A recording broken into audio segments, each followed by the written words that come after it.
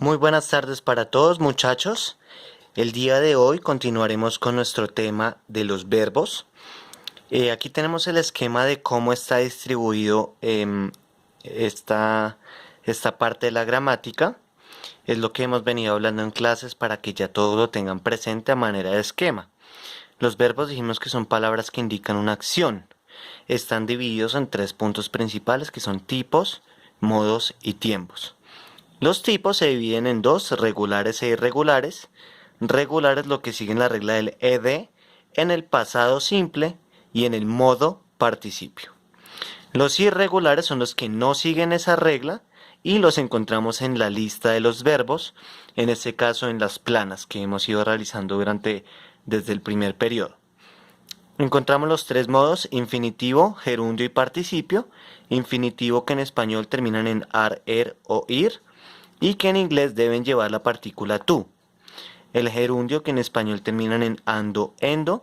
En inglés le cogemos el infinitivo, le quitamos el to y le ponemos la terminación en ing. El participio que generalmente terminan en ado, ido. Pueden ser regulares o irregulares. Si son regulares, le colocamos la terminación en ed, como lo decíamos aquí arriba, en participio llevan ed. Y los irregulares los miramos en la lista. En la tercera columna de la lista encontramos el modo participio. ¿Listo? Finalmente es donde nos hemos enfocado las últimas semanas a hablar de los tiempos verbales. Dijimos que los tiempos pueden ser afirmativos, negativos o interrogativos. Y la semana pasada hablamos de los tres pasados: pasado simple, pasado continuo y pasado perfecto. El pasado simple dijimos que la acción se realizó. Por ejemplo, si el sujeto fuera yo y el verbo fuera caminar, en pasado simple sería yo caminé. En pasado continuo se estaba realizando, entonces la frase sería yo estaba caminando. Y en pasado perfecto la palabra clave es había. La acción se había realizado, entonces yo había caminado. El pasado simple en inglés dijimos que es simplemente sujeto más verbo en pasado simple. Hay que repasar un poquito ese tema.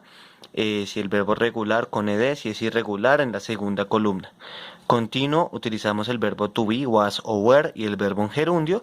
Y perfecto utilizamos have en pasado, que sería had más el verbo en participio.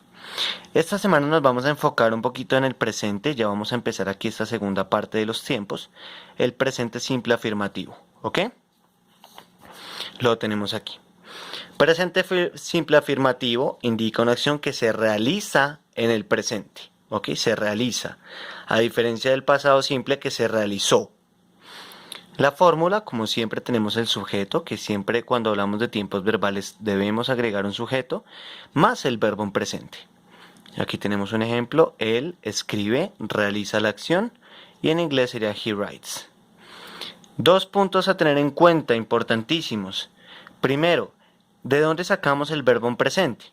Entonces el verbo en presente corresponde al infinitivo en inglés, quitándole la partícula to.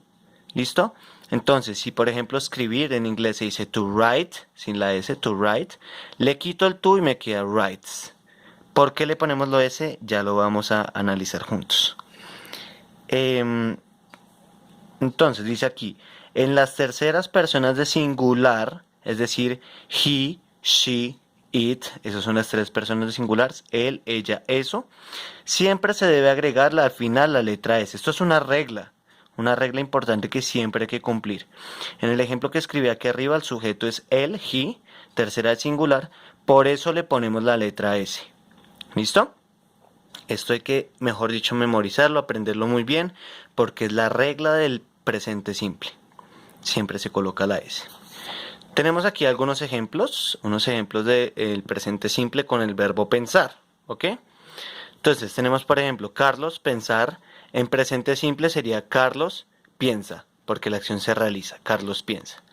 Pensar en inglés se dice to think. Entonces, para construirlo, sujeto y el verbo quitándole el to, quedaría think. Como el sujeto Carlos es masculino, es tercera de singular masculino, le pongo la terminación en esa, en ese. Por eso quedaría Carlos thinks. Otro ejemplo, pero con otro sujeto. Ellos pensar, entonces el presente simple sería ellos piensan. En este momento ellos piensan. Sujeto they, ellos. Y aquí, como they no es tercera de singular, sino tercera de plural, ahí sí, cojo el to think, le quito el to y me quedaría el verbo en presente y lo ponemos aquí, they think. Ella, pensar, en presente sería ella piensa. En inglés, she thinks. Con S porque she es tercera de singular femenino. ¿Listo? Yo, pensar, sería en presente yo pienso.